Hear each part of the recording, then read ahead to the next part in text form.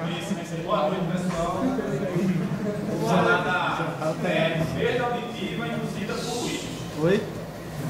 Perda auditiva induzida por ruído. O que danado é isso? Isso é a perda total da capacidade de ouvir. Então, quem pegar isso aqui, não escuta mais. Os sintomas do pé tirando a... Pai. Perda auditiva induzida pelo Mas silêncio. é organizado, eu sou Essa é uma sigla de inglês. Então, os sintomas é estresse e enjoo. Eu queria citar um exemplo aqui.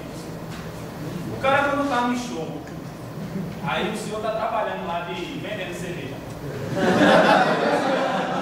Me deu uma história. Aí eu vou querer comprar um troquinho assim, olha, me dá 2 cervejas aí. Me deu uma escola aí. Aí o senhor não escuta. O barulho lá está tão grande que o senhor não dá para escutar. Entendeu? Então o barulho está tão grande que estressa o cara e estressa o bebo.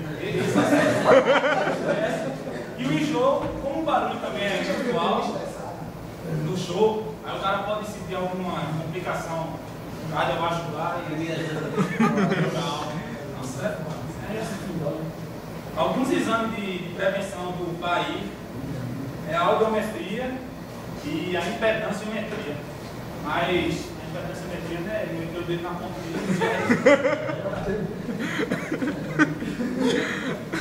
E a prevenção do país é o programa de conservação de clima. Então não tem uma solução para perda de audição. Você tem que usar EPIs, né? E no caso do cara trabalhando no aeroporto. Se o cara inventar de dar bandeirada na avião, sem o EPI necessário, chapulou.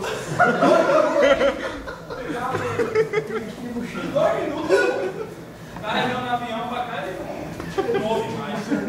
Mas um sintoma que eu esqueci é o ruído após o trabalho. Quando você, por exemplo, você sai da boate, fica escutando. Aí sai um zumbido no ouvido, professor. Aí o cara não escuta mais. Eu Valeu, professor.